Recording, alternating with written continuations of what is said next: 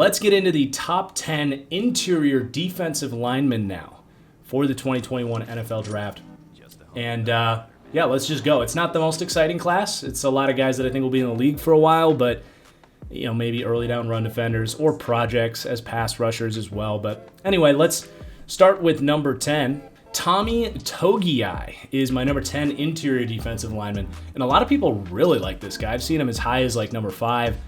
So he's an interesting player. He's 6'2", 296 pounds. And, he's a good athlete, I would say. Not a great athlete, but he's got one of those unique builds. It feels like every draft there's one or two of these guys that have this weird build. It goes back to Tim Settle, who I liked years ago out of Virginia Tech, where they have a kind of skinny lower half and just this upper body built like a fridge that is just super strong. And that's Tommy Togiai. So it comes with some pros and cons there. On the downside, doesn't have as great like anchor and play strength. He can get moved off the ball pretty easily in the run game, especially when he's playing that nose tackle spot. So that's a downside to him. He's not really going to be like a block space eater, if you will. But those quick feet do come. I gave it away. The slim feet, the slim ankles and the calves, it comes with quickness that you don't normally see from such strong players. So you get some pros and cons there. What that allows for him is a nice get off the ball, and then that strong upper body where he carries most of his weight allows a lot of pop when he throws those hands. So he is actually really good at shedding blocks. He's an excellent run defender. And then beyond that, he can generate some power there. Now, he wasn't quite as good of a pass rusher as I think he can be. And part of that is he doesn't get a lot of power from his lower body. It's all up here. So I would like to see maybe just a little bit of weight distribution there. Maybe skip a few less leg days, if you will. But I like him. He's a unique player. Now, he's not as big as Tim Settle. Tim Settle's like 6'5", 320 pounds, so it's not a perfect comparison, but just the way that they play and how good of a football player they'll be, I think it's comparable. Now, I really like Tim Settle, so I'm not going to say I like Tommy Togiai as much, but in that same kind of ballpark stylistically as maybe like Tim Settle is a third defensive tackle that can just kind of do a little bit of everything. But with that lack of size, I probably wouldn't want him playing a ton of nose tackle. Then I have number 9, Marlon Tuipulotu. And you really got to get these two USC defensive tackles straight because they both have, I apologize if this is inaccurate, but I believe Tuipulotu, and then my next one, spoiler, is going to be Tufele, who I'm very close on, but they both kind of have that Samoan, I believe, background. I think those names are both of Samoan heritage. I could be wrong there, but it's tough to keep these guys straight. They're both redshirt juniors that opted out of the 2020 season. But let's get back to Marlon Tuipulotu, because these guys are very different players, even though they're almost identical sizes. So Tuipulotu, to me, he is the higher floor, lower ceiling of these two guys. I love his run defense, and he actually has one of the highest impact grades of any player on this list. I think you can plug him in right away as a first, second down run defender, but he doesn't quite have that quick twitch. He doesn't necessarily have the get off the ball. Now, he has play strength, and he did come in a little bit heavier than he was listed at USC a year ago, but I feel very good about him as a role player. And, maybe best case scenario, you're getting a, let's say, is it Dalvin Tomlinson, the D-tackle that just signed with Minnesota? I would say that's maybe best case scenario for Marlon Tuipulotu, but I'm not expecting much of a pass rusher here and a guy that's going to be super exciting on third down getting after the quarterback. Then we have Tufele, who, like I said, out of USC, redshirt junior, also opted out of the 2020 season. And Tufele is much more quick off the ball. He's got a better get off, which is going to translate better as a pass rusher. And he's a lot lighter as well, 6'2", 305. Now, he doesn't quite have the ability to throw his blocker aside and, do the stack and shed run defense ability, the gap discipline type of stuff. But his athleticism definitely pops a lot more. He was a much more productive pass rusher at USC. So he's in a different mold. He's in a type that he might not want, you might not want him to play a ton in the first year. He can get in there and rotate, maybe your fourth guy, But he's a guy that maybe does need to get up to speed, especially after not playing last year, get up to speed a little bit more, but is someone that I think we're going to hear a lot of Sheldon Richardson comparisons on this list, because he kind of is that guy that's not a great run defender, but on the field on third down, he's a good piece on the interior, not someone that ruins your game plan or ruins your week or anything like that, but definitely someone that needs to be accounted for as a pass rusher. And if you throw scrubs out there to block the guy, he's either going to beat you with power, can be quick around you, just a versatile, potential, higher upside pass rusher. So Jay Tufele, an interesting player out of USC. And I have a 3rd to a 4th round grade, by the way, on everyone that we've talked about to this point. Next up, also a 3rd to a 4th round grade, and it's someone that later on in this podcast is going to be a not my guy, only because I don't get too excited about him. Very, very similar player to Marlon Tuipulotu, who we talked about earlier, and that's Daviyon Nixon out of Iowa. So he's a disciplined player, as are most Iowa defensive and offensive linemen. He's very strong. He's clearly very committed in the weight room. And that's basically what I see from him. I don't see a lot of explosiveness.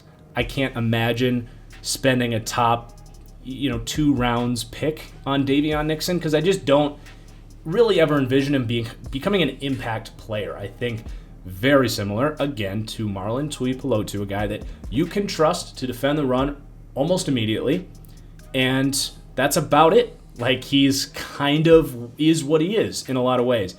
If he's on the field for third down, rushing the passer, I just don't think you're going to get a whole lot from him. The get off is fine. The quickness is so-so. He doesn't generate as much power as he could. Now, there is some upside in there that could be brought out. I shouldn't say that he is what he is. Like, there is some growth potential. He's 6'3", 315 pounds with 35-inch arms. So those are wicked long arms.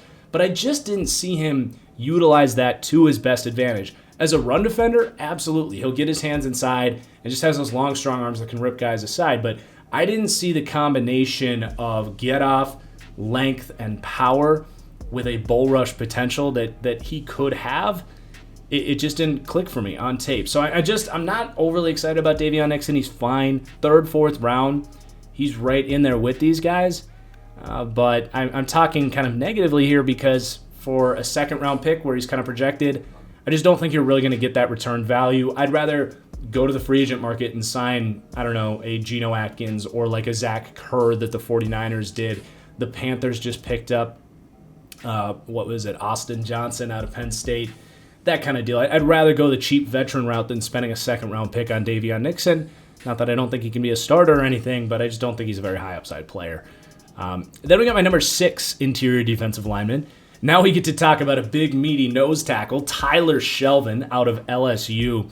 So in 2019, I worked a lot of games for PFF watching LSU's defense, and Tyler Shelvin immediately, obviously just the size became noticeable, but he was the dude in the interior there. They really trusted on him in those short yardage situations to be that not just space-eating nose tackle, but a guy that can get some push, get off blocks, make a tackle. There's a lot of nose tackles available, but I think Tyler Shelvin has legitimate upside to be like one of the great ones. Something like a Snacks Harrison, for example. He's 6'2", 350 pounds. He does get off the ball well. He does two-gap extremely well. He does not get moved in the run game. Not going to be for everybody. Not everyone, values a true nose tackle. He's not much of a pass rusher. He can get a little bit of power if it's 1st or 2nd down and they do go play action or they do a drop back pass. He can get some push, but it's very minimal, just like Snacks Harrison in a lot of ways. So I just like him as a player. I feel extremely good about his valuation. Obviously, a nose tackle. You're not drafting him too high. You're not expecting too much from him. But compared to nose tackles that typically come out that I usually give 4th round grades, I like Shelvin a little more. I like him as a 2nd or a 3rd round pick, late 2nd, not like top 50 or anything. But if you need a nose tackle, I think Tyler Shelvin's going to give you a really cheap one for 4 years because of that rookie contract and can start day one. He's been a consistent force for LSU, and I just feel extremely safe about his evaluation. And then we have number 5, getting into some of the higher upside conversations now. Milton Williams out of Louisiana Tech. Really interesting, fun player. And you could get really in depth and say he's a complex evaluation, or you could just kind of take the route I'm going to take and just say very simplistic evaluation. Freak athlete, one of the just pound for pound freakiest players in this class. Let's read off his scores here. I got to slide this spreadsheet over, but let's read off Milton Williams testing numbers here. So we've got a 4.67 40-yard dash. That is like elite for a defensive tackle. 1.65 10-yard split, which if we sort this using the draft board here, you can get on Patreon, that is first in the class. His 3-cone at 6.96 is also first in the class. To have a sub-7 3-cone for an interior defensive lineman is stupid. That is Aaron Donald type of lateral quickness stuff right there. Most corners don't run a 6.96 3-cone. The next guy down, by the way, was Darius Stills and Mustafa Johnson and Tommy Togiai. So some of these smaller defensive tackles, but they were at 7.8. So much better 3-cone there than anybody else for Milton Williams. A 4.33 short shuttle, which surprise there. No surprise there, rather. First in the class. Broad jump 121, which is going to put him, oh, what do you know? First in the class. Vertical jump 38.5. First in the class. And you'd say, okay, so he's small. He's 6'3", 284. He's kind of this hybrid edge guy. Well, he's probably not all that strong, right? Well, let's go ahead and sort this. Nope, 34 bench reps, which puts him in the top 7. Ties him for 7th in this class. So the dude is just, it's not even fair the type of athlete that we're looking at. And then you might say, all right, well, that all sounds great, but he must not have much of a, pass rush plan, or he must not defend the run well. No, he kicked ass at Louisiana Tech. He absolutely dominated. He used those tools to his advantage. Yeah, maybe like the sack production wasn't up there, but he got pressures, moving all over the place, going anywhere from 3 tech to a wide 9, 7, 7 technique, I should say, playing edge, interior defensive line. He is the true sort of hybrid interior defensive end mix, if you will. And I think there were some questions. Is he an edge? Is he an interior piece? He, to me, is a 3 technique, a 4 technique. Do some of what Aaron Donald does, where they will actually line him up on the edge and utilize that athleticism on different stunts and stuff. Now, there is a lack of power aspect to his game. He does have shorter arms. He does lean a little bit too much on that quickness. And you do worry about his true run defensibility moving to the next level. So he's not like a can't-miss prospect, but I have a 2nd to a 3rd round grade on him. I think if you put him in a situation where you can coach him up and, let him groom a little bit and, not have expectations that he's going to start day one and dominate, I really think Milton Williams could be just insane. The profile coming out here is rare, and he is declaring early as a redshirt junior. He's ready to go. He's like, I don't need to show anything else. So Milton Williams out of Louisiana Tech, one of the more interesting players in this class. Definitely getting some buzz depending on who you talk to, but in a lot of ways not getting enough buzz as well. And if he goes in the top 50 of this draft, do not be surprised, because this is the type of athletic profile, and he was good on tape, that if a team that sees him as a great scheme fit really likes him, they're going to go after this guy, because he's one of those players that if they missed out on him, they would really be beating themselves up. So I don't know if he would go as high as like Tampa Bay at 32, but I think that might be his ceiling or whatever as far as the draft goes. I just mocked him in the 2nd round at Tampa Bay, but something like that where he can really come along, and a team that doesn't need that day one impact necessarily, maybe even like New Orleans at 28, he could go as high as that. I wouldn't be all that surprised. Now, I wouldn't endorse that. He is a little bit more of a project than that to take him in the 1st round, but yeah, you get the point. Milton Williams is a highly intriguing physical profile. Then we get Alim McNeil out of NC State, and him and Milton Williams are very tight to me, both 2nd to 3rd round picks, but McNeil is going to be a lot more of that day one impact and more of a traditional defensive tackle type. So obviously it's just going to come down to what you need and what you're looking for, stylistic preference. But Alim McNeil climbs up here because I believe he has a much higher upside as a pass rusher than some of the guys we mentioned earlier, like Daviyon Nixon, obviously Tyler Shelvin, Tuipulotu, Tommy Togiai. But Alim McNeil he was a high school running back and linebacker, and then he gets to NC State, and they're like, hey, can you play nose tackle at 340 pounds, please? He's like, all right, sure, coach, I'll do whatever you want. And he was just one of the best run defenders, if not the best run defender in the NFL, could not be moved, quick off the ball, actually had somewhat success as a pass rusher.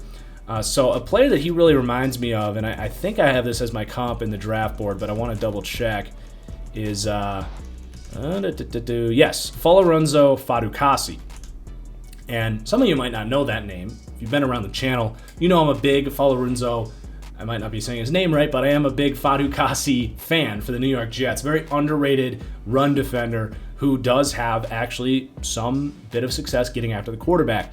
Freaky 6'2", I don't know if I'm getting these measurables right, but in the 315 full-size defensive tackle range, enough meat on the bones to not get moved off your spot and be a top run defender, but not too oversized where you can't really move and get after the quarterback. And Alim McNeil, athletically speaking, I think has a similar profile as far as just that athletic background with the quick feet and just the natural core strength that you look for. But he's losing weight from 340 down to 320 to be much more in that ballpark. So we don't really have tape of him at this weight, but it's definitely intriguing because I know he's strong. I know he has the willingness and technique to defend the run, and even at 6'2", 320 pounds, you can still stick him at nose tackle if you want, but I think now being much more versatile at 320 pounds, I think we're going to see even more of those athletic traits start to come through. His testing numbers were great. Everything just kind of checks out for Alim McNeil. He's a true junior declaring early. So just a hard worker, great work ethic. I mean, just the fact that this guy's been able to shift his body weight like this, it speaks volumes to his discipline, both with his diet and in the weight room. And his game is really good. So I like this guy as a guy that can develop and actually have a pretty high upside. And I'm almost talking myself into liking him more than I should, just getting excited talking about him. But yeah, Alim McNeil is IDL 4 on this list. And then let's talk about one of my guys, who some of these other guys will be on my guys list, by the way, but Osa Odighizuwa out of UCLA. And he's very polarizing. He could be one of these boom or bust prospects because teams have been looking for the next Aaron Donald. Every year we see these guys, 6'2", 280 pounds. Solomon Thomas, there's no way he goes fourth overall to the Interdivision 49ers or third overall. Maybe he would have, but to somebody else. But without Aaron Donald, Solomon Thomas doesn't go third or fourth overall. And Osa Odighizuwa, I think, is going to be somewhere in between Solomon Thomas, who he hasn't had the play strength and he hasn't developed as a pass rusher like Aaron Donald, who's the most polished pass rusher in the class, on top of being a physical freak. Just from a finesse standpoint and technique, Solomon Thomas never developed that stuff, but I think Osa Odighizuwa will be somewhere in the middle of the Thomas-Donald spectrum, which is a really good football player. My pro comp for him is actually Shelby Harris, who's an underrated player for the Denver Broncos, who's an incredible run defender, which really stood out about Osa Odighizuwa as opposed to many of the undersized interior defensive linemen that have not been the next Aaron Donald, is Osa Odighizuwa has a loaded base. He flies off the ball, and he is just automatic as far as using those long 34-inch arms to get them inside, strong arms too, control his guy, kind of take a look where the ball carrier is, and then his combination of arm strength and quickness, he's so natural, at least as that sort of defensive end, 3-4 defensive end. As a nose tackle, it's not going to work out. He's too small. But at least kind of on the more perimeter of the defense, he's so natural, just kind of peeking, throwing his guy to the side, and then he's fast enough to pursue and keep up with these running backs in the backfield. So I love his floor as a run defender, actually, in the right system, which that's where the Shelby Harris comp comes in, who's also kind of undersized and really quick. and strong like that. But Shelby Harris also offers a decent upside as a pass rusher. He's a good number 2 interior piece. He's also incredible with long arms. You see him deflecting a ton of balls as well. But Shelby Harris can generate some power. He'll get inside, and he's got quick feet to generate some rush. So if you're getting Shelby Harris in the late second, early third round, that is phenomenal value. And I think that is the type of player Osa Odighizuwa is going to be. Now, he's not going to be for everybody, but he, to me, is really polished. That's why he comes in above Milton Williams, because I think Milton Williams is a long way to go to be as good as Osa Odighizuwa is at that age, at that position, rather. Odighizuwa is a year older. But yeah, really fun player. Needs to probably go to a 3-4 defense, or at least a team that has a bigger interior piece for a 4-3 team, so he can stick to being that true 3 technique. But yeah, interesting scheme fit. Nice player, Osa Odighizuwa.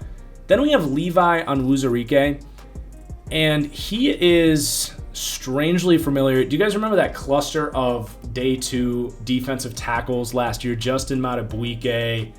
I really struggled with the guys' names last year, keeping everybody straight because they were all very similar. And Levi Onwuzurike is right in that group of 6'3", 295-pound, 3 techniques with a really nice first step and just sort of the athletic tools you look for to be a potential number 1 defensive tackle in a guy that can, yes, defend the run, but probably never going to be an elite run defender.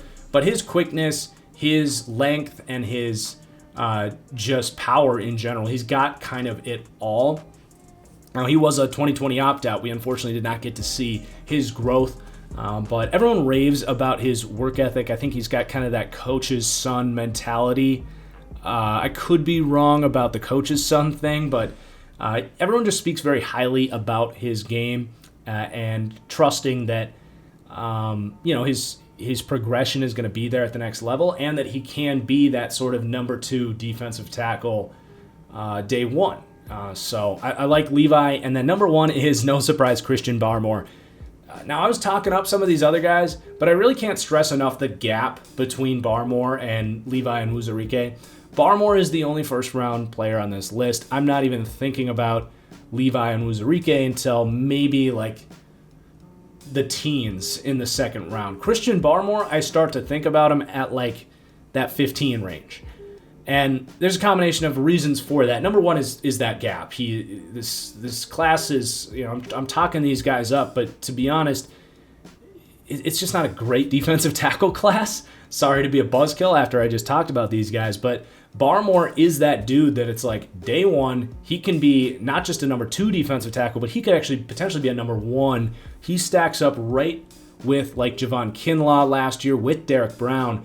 And I think Javon Kinlaw is a pretty decent comparison as far as just his value and what you can expect.